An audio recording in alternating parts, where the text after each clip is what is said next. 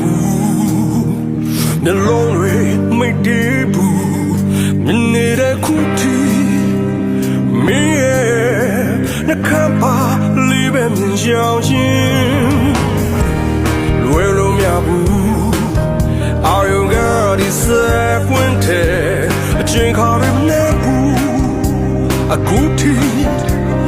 မင်းကြောင့်စဉ်းစားနေတော့ဒီလိုများတယ်ငါနဲ့